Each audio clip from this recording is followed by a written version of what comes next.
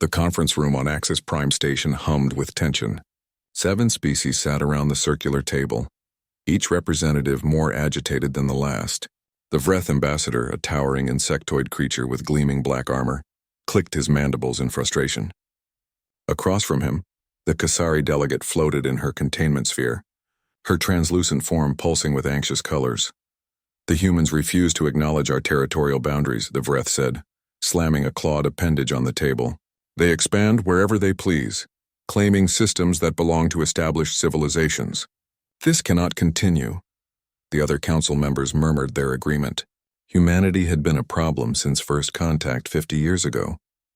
They were aggressive, unpredictable, and worst of all, they didn't respect the ancient laws that governed galactic civilization. Where other species had taken centuries to claim a handful of systems, humans had spread across 200 star systems in just 5 decades. Perhaps negotiation would be more effective than threats, suggested the Lorian representative, his scaled face displaying concern. The Lorians were a peaceful species preferring trade to conflict. We've tried negotiation, snapped the Kasari delegate. Her voice echoed inside her sphere with an ethereal quality. They ignore every treaty we propose. They settle on worlds we've already claimed. They act as if they own the galaxy. Admiral Thren of the Vreth Dominion stood, his full height reaching nearly 3 meters. His military decorations glinted under the station's lights. I have news that makes this discussion urgent. Our long-range sensors detected a human fleet entering the Threshold system 2 days ago. 300 ships heading directly toward Council space. The room erupted in chaos. 300 ships represented a significant military force. Even if human technology was considered primitive by galactic standards, the various delegates spoke over each other, their translators struggling to keep up with the cacophony of languages. Silence. The council chairman, an ancient elder named Morvath, raised his hand. The room quieted immediately. Admiral Thren, what is the composition of this fleet? Mostly cruisers and destroyers. A few carrier vessels. No dreadnoughts, but their numbers are concerning, Thren replied. He activated a holographic display showing the human fleet's trajectory. They're moving at sublight speeds, which gives us time to respond.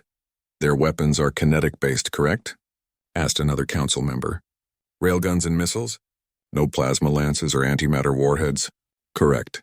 And they have no energy shields, only physical armor, and some kind of kinetic barrier system. Primitive compared to our technology. Thren's mandibles clicked in what might have been laughter. Their biggest disadvantage is their sensor technology. They still rely partially on electromagnetic radiation for detection. Everyone knows quantum entanglement sensors are superior in every way. The Kasari delegate pulsed a deep red. Don't underestimate them because their technology differs from ours. Humans are resourceful. Resourceful or not, they cannot stand against the might of the Dominion's 4th Armada, Thren declared. I propose we send a clear message. 2,000 ships to their 300. We intercept them at Threshold, demand their surrender, and if they refuse, we destroy them. The galaxy will finally understand that human expansion ends here. The debate continued for hours. Some members argued for diplomacy, others for a show of overwhelming force. Eventually, the vote was called. By a narrow margin, the Council authorized military action. The Vreth 4th Armada would intercept the human fleet. Aboard the human flagship Indomitable, Captain Sarah Chen stood on the bridge, watching the stars streak past on the main view screen. Her short black hair was pulled back efficiently, and her uniform bore the insignia of the United Earth Defense Force. She had commanded the Indomitable for 5 years, but this mission was unlike anything she'd faced before. Captain, we're 12 hours from the Threshold system, reported her navigation officer. Thank you. Lieutenant. Chen turned to the woman beside her. Dr. Webb, is the payload ready? Dr. Marcus Webb, the ship's chief science officer, nodded. He was a thin man with nervous energy, constantly adjusting his glasses even though they didn't need adjusting. All relay stations are in position. The network has been tested and retested. When you give the word, we can activate the protocol. Chen thought back to the briefing she'd received 6 months ago. The United Earth Council had been planning this operation for 20 years. 20 years of secret preparation, of quietly placing technology throughout the galaxy while the other species dismissed humanity as backwards and primitive. They laughed at us, Chen said quietly. When we showed them our electromagnetic sensors and radio communications, they actually laughed. Called us primitive. They didn't understand that we were studying them while they mocked us, Webb replied. Every species in the galaxy uses the same fundamental technology. Quantum entanglement for communication, for sensors, for targeting systems. They built their entire civilization on one type of technology. And they never considered that dependence might be a weakness, Chen finished.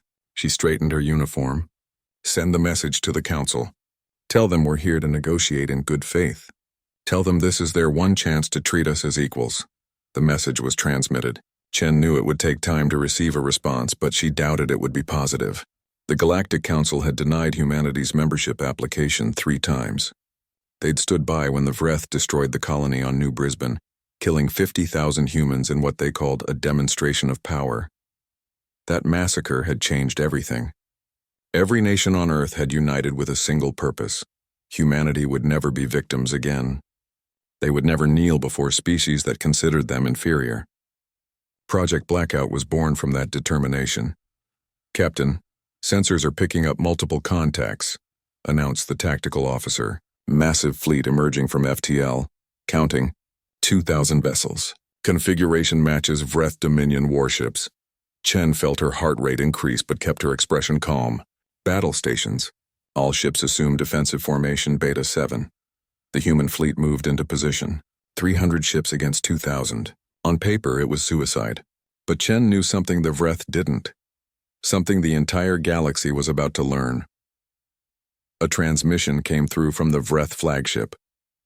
Admiral Thren's face appeared on the screen. His alien features twisted in what Chen had learned to recognize as contempt. Human vessels, you have violated Council space. You will power down your weapons and prepare to be boarded. Resist and you will be destroyed. Chen took a deep breath. This was the moment. Everything depended on what happened next. Admiral Thren, we came here to talk. We came to present our case to the Council and demand the respect we deserve. You came here with warships. You came ready to fight. Remember that you chose this. Remember that we gave you a chance. Thren's mandibles clicked aggressively. You dare threaten the Dominion? Your primitive technology is no match for our fleet. Last chance, surrender or die. Chen looked at Dr. Webb.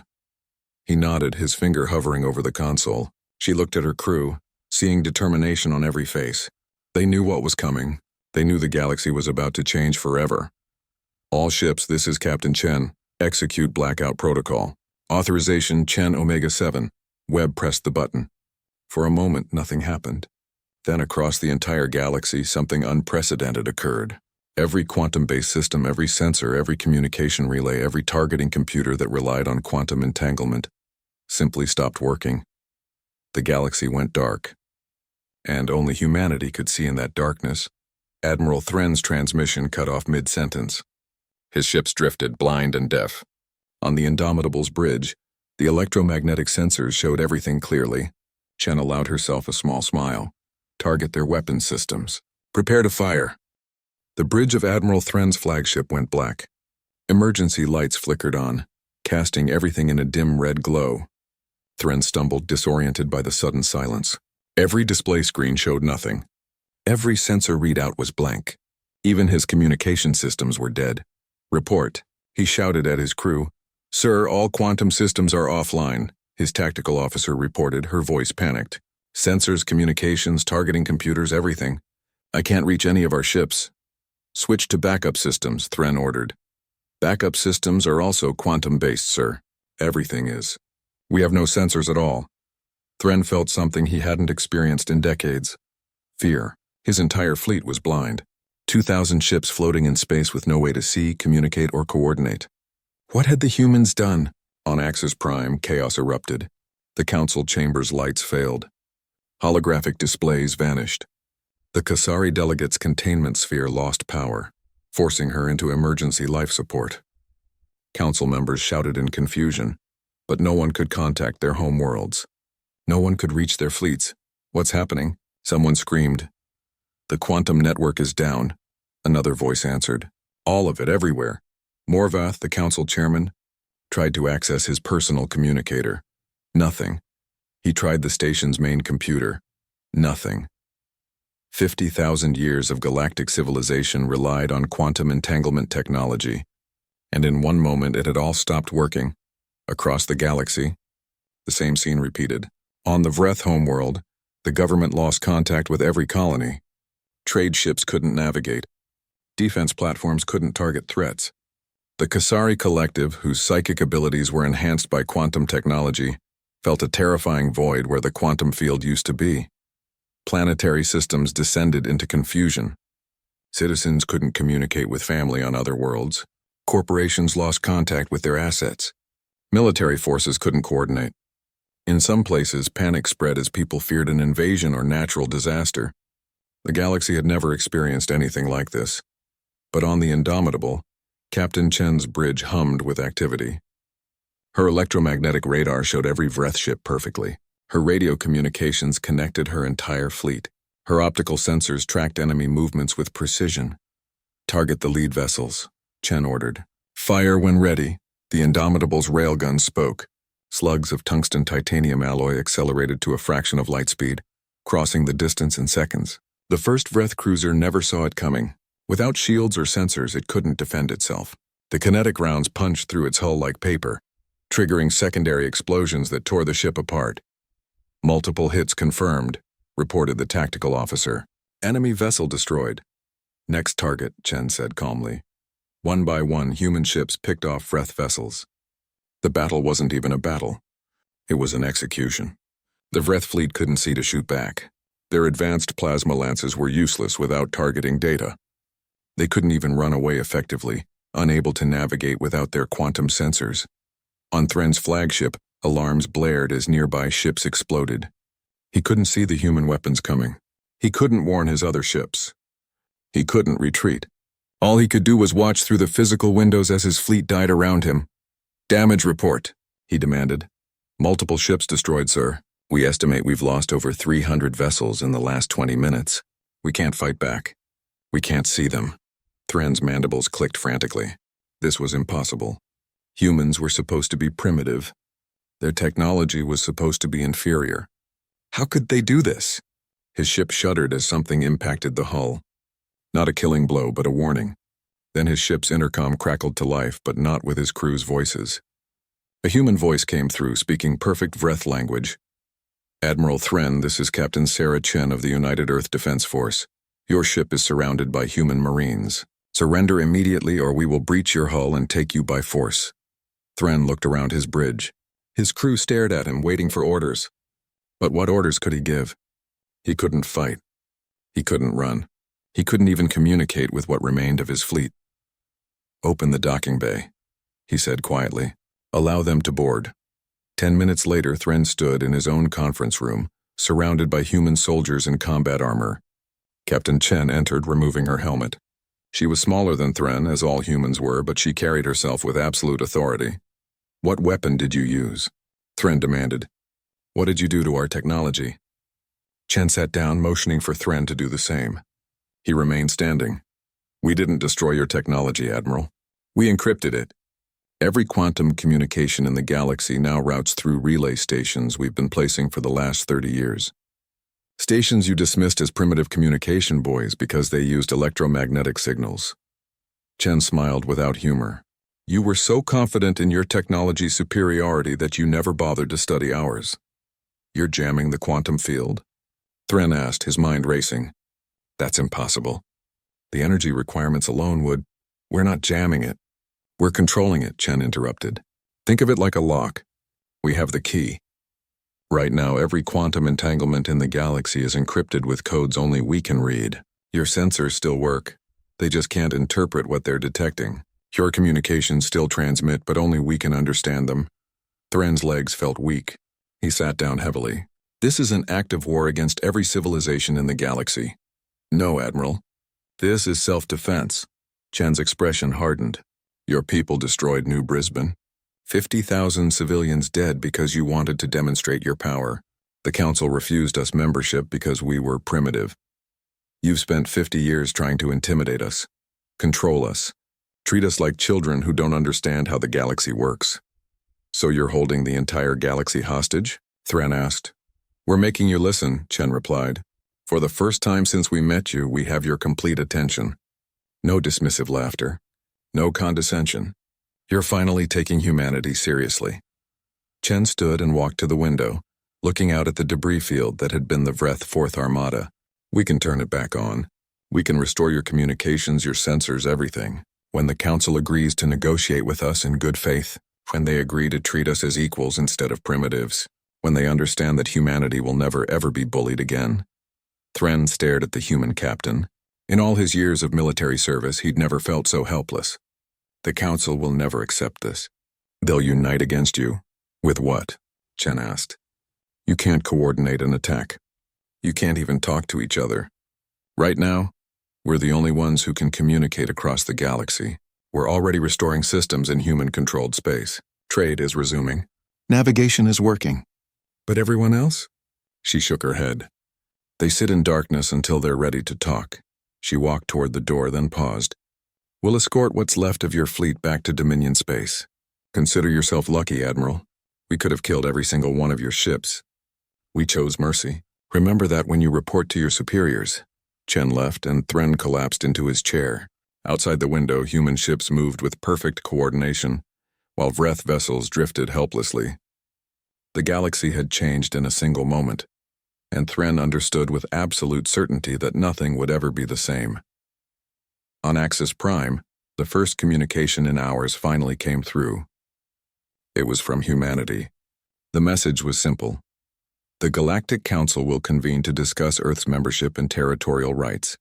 All systems will be restored when the Council agrees to meet in good faith. You have 24 hours to decide.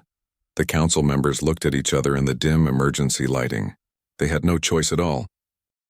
The Galactic Council chamber looked different when Ambassador David Okafor entered. The usual arrogance was gone. The 7 species sat around the table with expressions ranging from anger to fear to resignation. For the first time in galactic history, a human stood in the chamber not as a petitioner, but as an equal. Okafor was a tall man with gray hair and the patient demeanor of someone who had spent decades in diplomatic service. He'd been present for all 3 previous attempts to join the Council. He'd watched them laugh at Earth's proposals. He'd seen their contempt. Now he saw something else, respect born from fear. Honored Council members, Okafor began, his voice calm and measured. Thank you for agreeing to meet. As if we had a choice, the Vreth representative muttered. It wasn't Admiral Thren. He'd been recalled in disgrace. This new ambassador was younger, her mandibles clicking with barely controlled rage. You always had a choice, Okafor replied smoothly. You could have negotiated with us 50 years ago. You could have treated us with respect instead of contempt. You could have responded to our diplomatic overtures instead of attacking our colonies. Every step of the way you had choices. You simply made the wrong ones. The Kasari delegate, still in her containment sphere, pulsed an uneasy yellow. You've crippled the galaxy, Ambassador. Billions of beings cannot communicate with their families. Trade has collapsed. Some worlds face starvation because supply chains have failed. Is this your idea of justice? No, Okafor said firmly. This is our idea of leverage. Something you understand well, since you've been using it against smaller species for millennia. He activated a holographic display. Dr. Marcus Webb's face appeared, transmitted from Earth. Dr. Webb, please explain to the Council what we've done. Webb cleared his throat nervously. For those who don't understand, humanity has deployed a network of relay stations throughout the galaxy. We began this project 30 years ago, shortly after the New Brisbane massacre. These stations use electromagnetic pulses tuned to specific frequencies that interact with quantum entanglement fields. You're disrupting the quantum foam itself? Asked the Lorian representative, his scientific curiosity overcoming his diplomatic caution. Not disrupting, encrypting, Webb clarified. Quantum entanglement still functions, but we've introduced a layer of encryption that requires specific keys to decode. Think of it as wrapping every quantum communication in a coded envelope. The communication gets through, but only someone with the key can read it. And you control these keys, the Vreth said flatly. Correct. Our relay stations form a network that covers approximately 94% of known space. We've been hiding them in plain sight for 3 decades. Every time one of your survey ships found a relay and scanned it, they saw exactly what we wanted them to see. Primitive electromagnetic communication technology. They dismissed it as unimportant and moved on. The council members shifted uncomfortably. Webb continued. What you didn't realize is that while you built your entire civilization on quantum technology, you never fully understood its vulnerabilities. You assumed that because quantum entanglement was the most advanced option, it was the only option worth developing. You put all your eggs in one basket, and humans, being primitive, developed multiple baskets. Okafor added with a slight smile. We use quantum technology, yes, but we also maintained our electromagnetic systems, radio, radar, fiber optics, technologies you considered obsolete. It turns out they have certain advantages when quantum systems are compromised. Morvath, the council chairman, spoke for the first time. His ancient voice carried weight. What do you want, Ambassador? Specifically, I'm glad you asked. Okafor pulled up a document. Earth proposes the following terms. 1. Immediate recognition of all human territorial claims, including the 200 systems we currently occupy. 2. Full membership on the Galactic Council with voting rights equal to any other member species. 3. Free passage for human vessels through all established trade routes without tariffs or restrictions. 4. Reparations from the Vreth Dominion for the destruction of New Brisbane to be paid over 50 years. The chamber erupted in protests. The Vreth representative stood, her wings buzzing with agitation. This is extortion. You hold the galaxy hostage and make demands. This is tyranny, is it? Okafor's voice cut through the noise. Let me tell you about tyranny. Tyranny is destroying a civilian colony to prove a point. Tyranny is denying a species basic diplomatic recognition because you consider them inferior. Tyranny is building a system where 7 species control the fate of thousands of others. He leaned forward, his eyes hard. We're not asking for control. We're not demanding you bow to Earth. We're asking for the same rights you grant each other. The right to exist without fear. The right to expand and grow. The right to be heard. If you think that's tyranny, perhaps you should examine your own actions more carefully. The Kasari delegate pulsed a deep blue, her color indicating deep thought. Ambassador Okafor, please understand our concern. You've demonstrated the ability to cripple our entire civilization with the press of a button. How can we trust that you won't weaponize this power? How do we know this isn't just the beginning of human domination? Okafor's expression softened slightly. That's a fair question. The answer is you can't know for certain. Just as we couldn't know for certain that you wouldn't destroy another colony, or invade human space, or simply decide we were too troublesome to exist. We lived with that uncertainty for 50 years. Now you'll understand what that feels like. He paused, letting his words sink in. But I can offer you this assurance. Earth has no interest in ruling the galaxy. We're not conquerors. We don't want your worlds or your resources.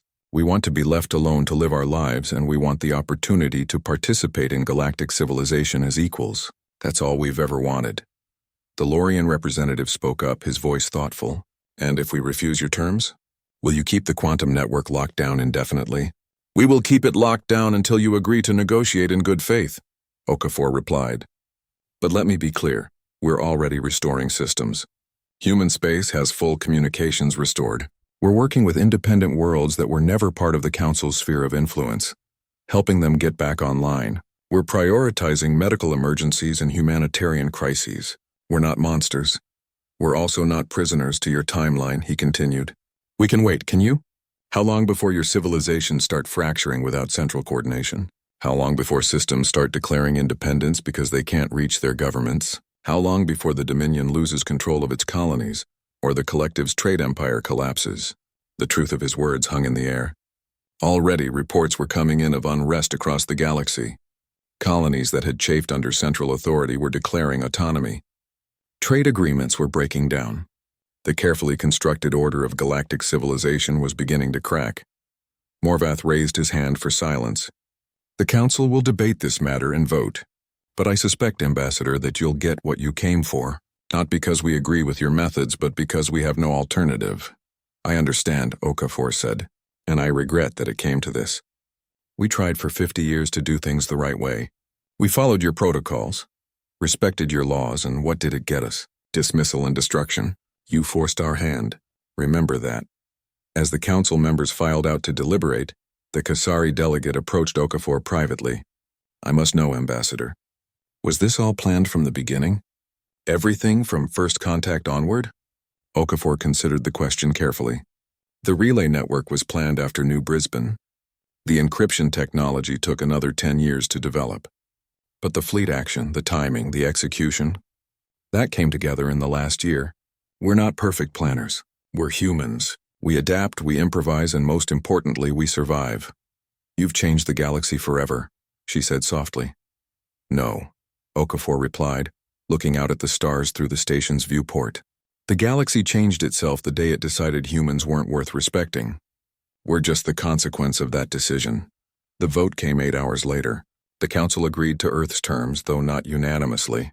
The Vreth delegation abstained, and the Corval Empire voted against, but the majority carried. Humanity would join the Galactic Council as full members. As Okafor transmitted the news back to Earth, he allowed himself a moment of satisfaction. 50 years of struggle, of death, of being treated as lesser. Finally, humanity stood as equals. But in the back of his mind, he wondered what would come next. The galaxy had learned that humanity could be dangerous when cornered. But would they remember the lesson? 6 months after the blackout, humanity's position seemed secure. The quantum network was fully restored, but everyone knew humans controlled the encryption keys. Earth held a seat on the Galactic Council.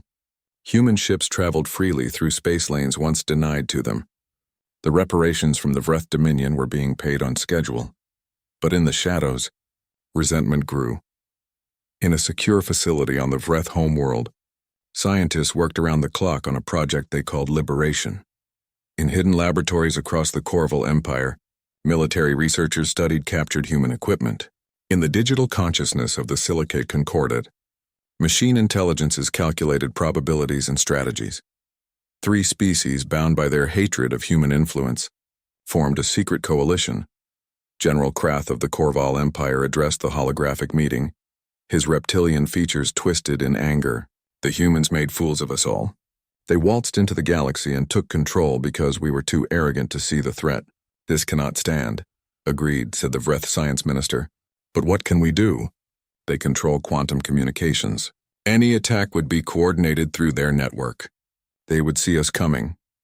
The silicate representative, a swirling pattern of light that represented a collective consciousness, spoke in a synthesized voice.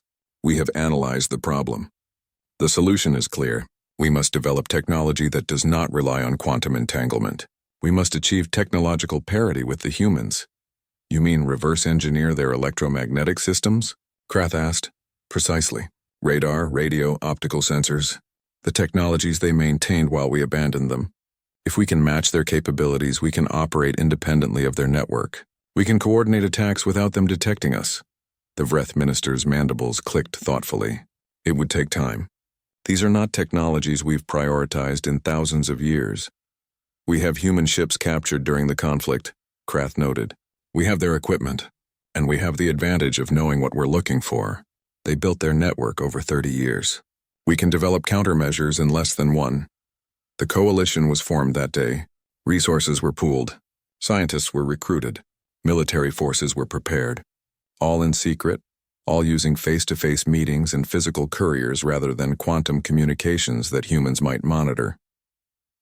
On Earth, in the United Defense Force headquarters, Captain Chen, now promoted to Admiral, reviewed intelligence reports with concern.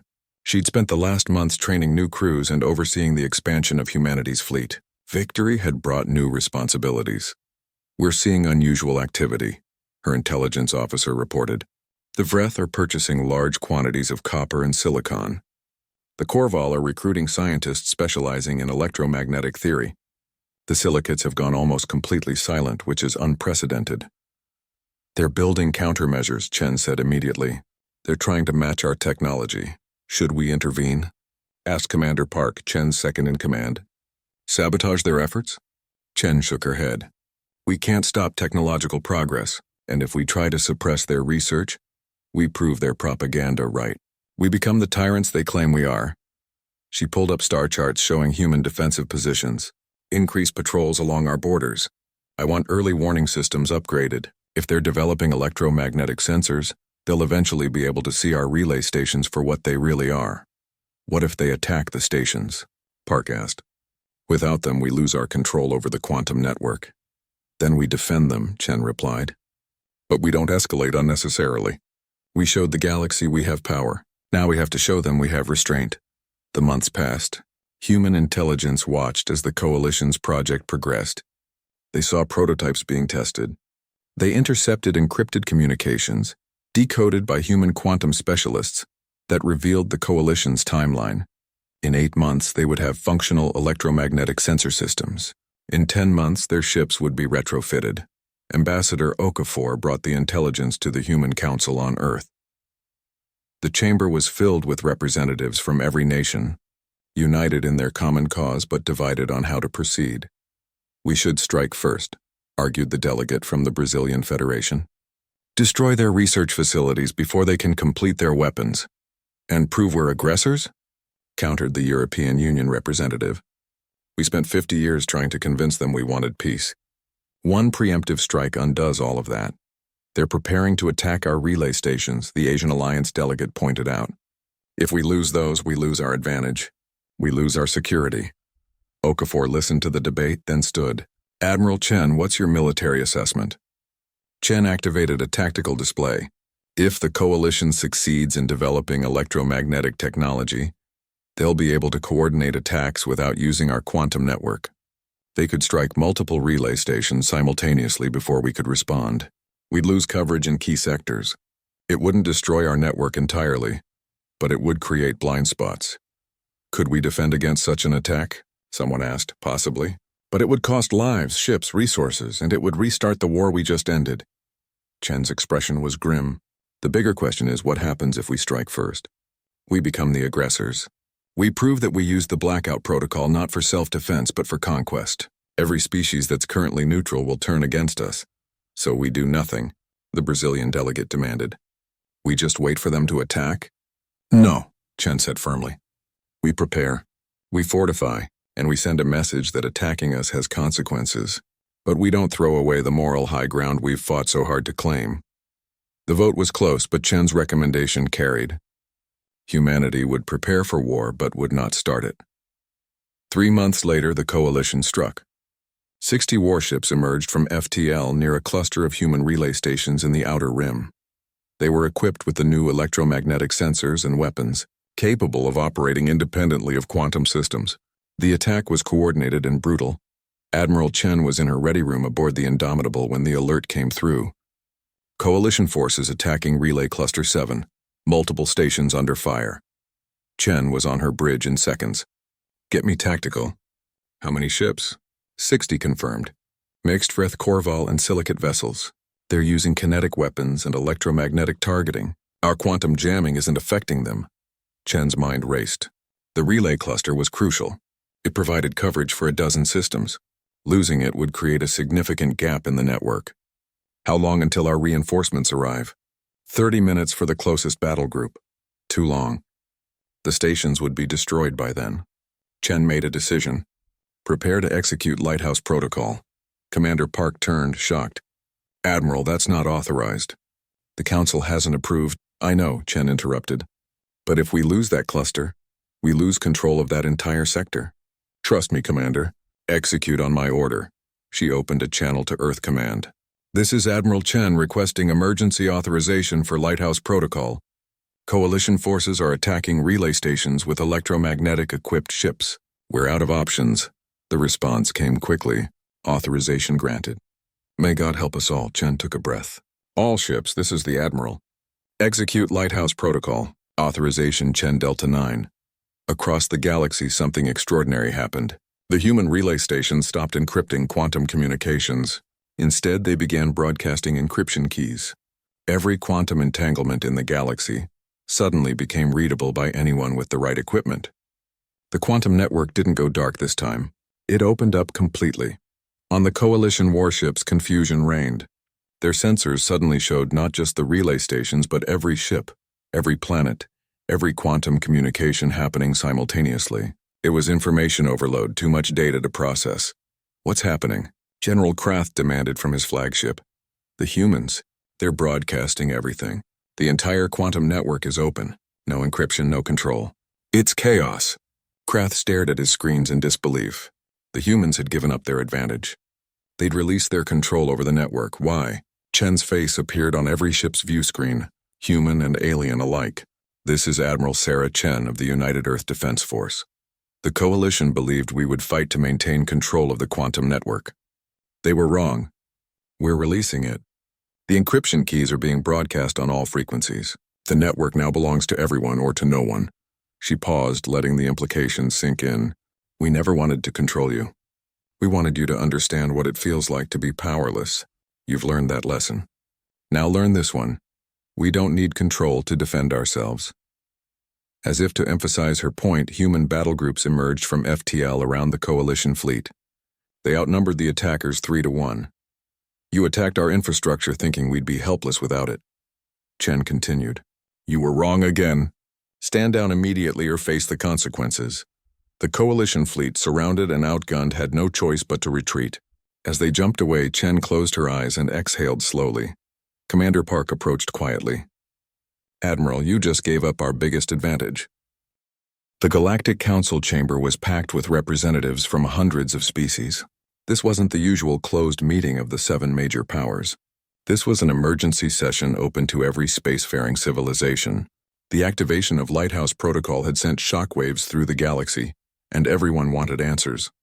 Ambassador Okafor stood at the center podium, facing a sea of faces from dozens of worlds. Some looked angry, some confused, many hopeful. The quantum network was now completely open, accessible to anyone with the technology to use it. No encryption, no gatekeepers, no control. You're wondering why, Okafor began, his voice carrying to every corner of the chamber. Why humanity would give up the advantage we fought so hard to gain. Why we would release control of the most powerful tool in the galaxy. I'll tell you. He gestured to the displays showing the open quantum network, data flowing freely between millions of worlds. We activated the blackout protocol to make a point. We wanted you to understand what it felt like to be powerless, to be at someone else's mercy, to have your fate decided by species who considered you inferior. For 50 years, that was humanity's experience. You dismissed our technology. You laughed at our diplomatic efforts. You destroyed our colonies when we dared to exist in space you claimed. We lived every day knowing that any of you could wipe us out and the rest of you wouldn't care. The chamber was silent. Okafor continued. So we showed you what we could do. We made you feel that helplessness. And yes, some of you learned nothing. You immediately started planning how to take back control, how to restore the old order where might makes right. He looked directly at the Vreth delegation. But we're not interested in the old order. We're not interested in domination.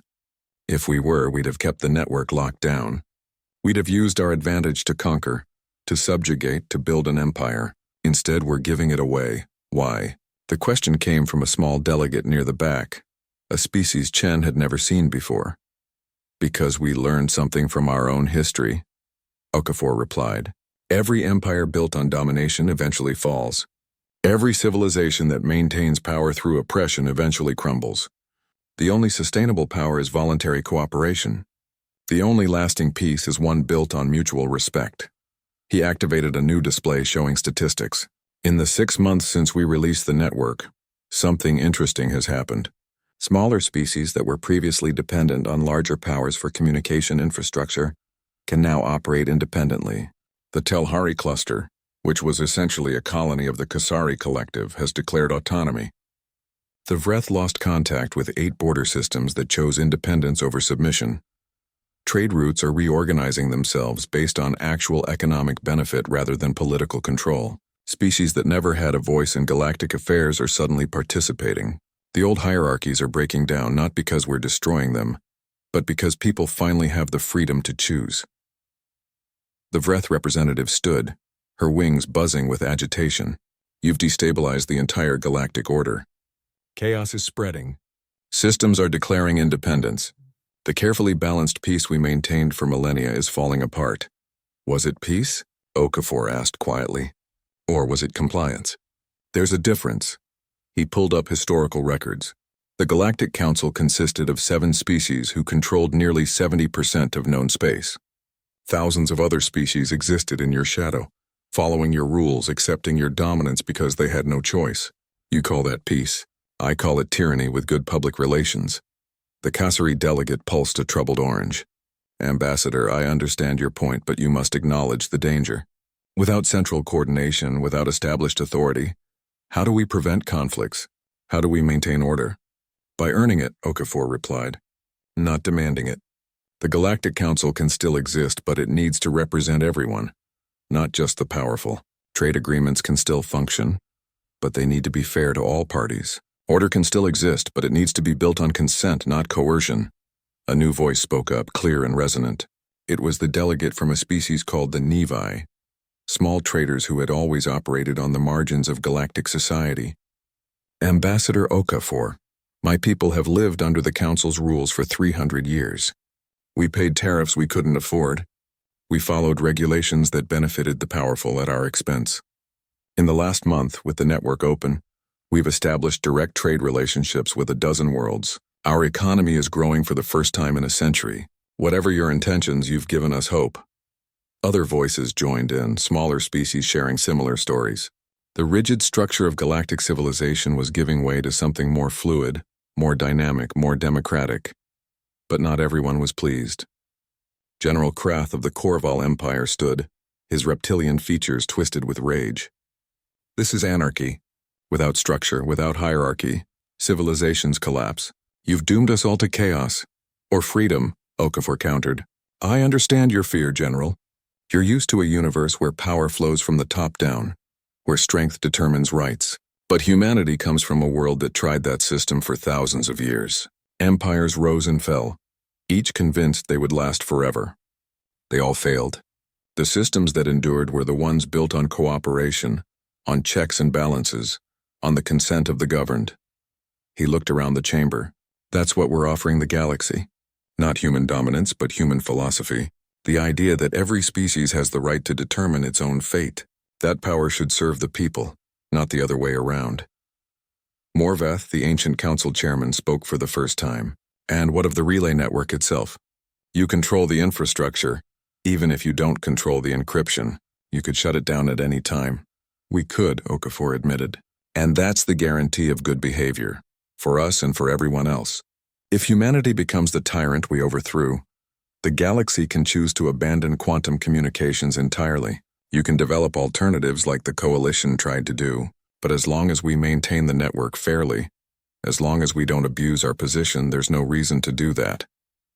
It's mutually assured vulnerability, he continued. We're all dependent on systems we don't fully control.